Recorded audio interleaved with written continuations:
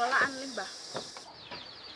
Limbah adalah buangan yang kehadirannya pada suatu saat dan tempat tertentu tidak dikehendaki oleh lingkungan karena tidak memiliki nilai ekonomi. Tingkat bahaya keracunan yang disebabkan oleh limbah tergantung pada jenis dan karakteristik limbah, baik dalam jangka pendek maupun dalam jangka panjang. Limbah yang mengandung bahan pencemar akan mengubah kualitas lingkungan. Bila lingkungan tersebut tidak mampu memulihkan kondisi sesuai dengan daya dukung yang ada padanya. Oleh karena itu, sangat perlu diketahui sifat limbah dan karakteristik dan komponen bahan pencemar yang terkandung di dalam limbah tersebut. Limbah adalah sisa suatu kegiatan usaha manusia. Dalam pengertian, limbah adalah buangan yang dihasilkan oleh aktivitas-aktivitas manusia, baik itu yang bersifat domestik maupun non-domestik. Selanjutnya saya akan membahas mengenai jenis limbah. Yang pertama, jenis limbah berdasarkan sumbernya yang dibagi atas menjadi dua, yaitu limbah domestik dan limbah non-domestik.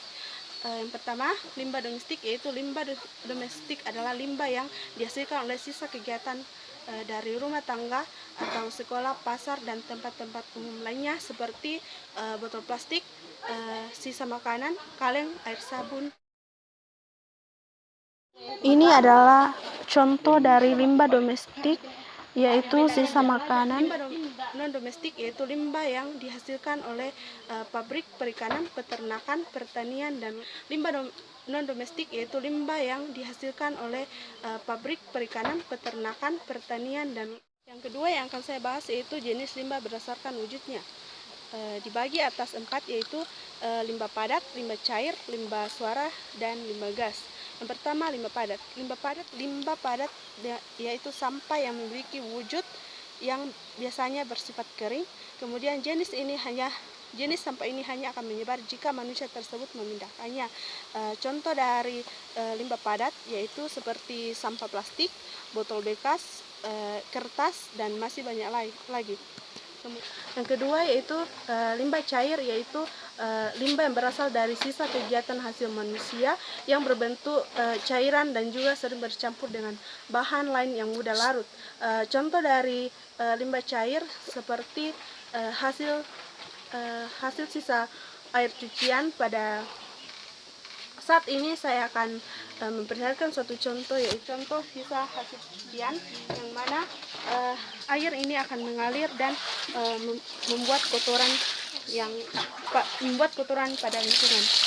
Kedua yaitu limbah gas. Limbah gas adalah tergolong dalam limbah yang sangat berbahaya karena limbah ini tercampur dengan senyawa kimia dengan gas yang dapat mudah dengan menyebar karena melalui udara. Inilah contoh dari limbah gas, yaitu asap yang dapat menyebar melalui udara. Ketiga yaitu limbah suara, yaitu suatu limbah yang dihasilkan oleh suatu gelombang bunyi yang sangat mengganggu karena penyebarannya melalui udara. Seperti di sini adalah salah satu contoh dari limbah suara karena ini menghasilkan suatu gelombang bunyi yang dapat mempengaruhi aktivitas manusia dan juga lingkungan. Selanjutnya saya akan membahas mengenai limbah yang berdasarkan pada senyawanya.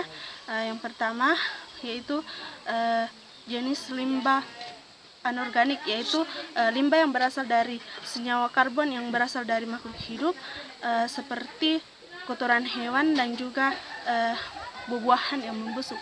Seperti yang kita lihat di sini, contohnya yaitu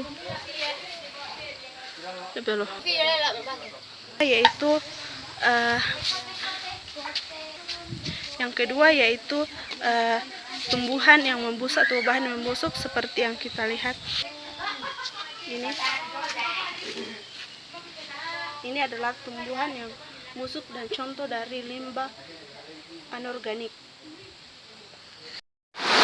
Yang ketiga yaitu limbah B3 atau bahan bahaya beracun, yaitu merupakan sisa usaha kegiatan manusia yang mengandung bahan berbahaya atau beracun karena sifatnya atau konsentrasi ataupun jumlahnya dapat merusak dan mencemari sekaligus membahayakan kehidupan manusia dan makhluk hidup lainnya.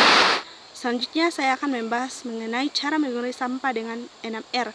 Yang pertama, reduk atau kurangi pemakaian.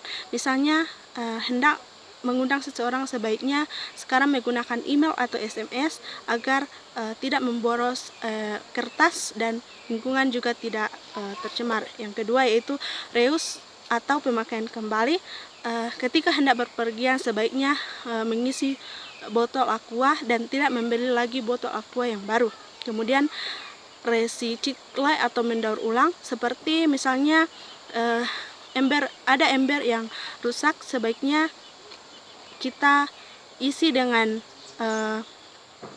tanah dan membuat pot untuk bisa ditanami. Kemudian repair atau memperbaiki barang yang rusak, seperti sepatu yang rusak sebaiknya diperbaiki untuk bisa mengurangi sampah. Yang selanjutnya itu refuse atau menolak membeli atau mengkonsumsi suatu barang, yaitu ketika misalnya hendak ke pasar sebaiknya membawa tas sendiri dan tidak membeli lagi plastik. Yang kedua, rating atau memikirkan kembali, yaitu suatu usaha yang kita gunakan supaya ketika hendak membeli sesuatu kita harus memikirkan dulu apa dampak dari apa yang kita beli. Itu saja pemaparan dari saya. Terima kasih.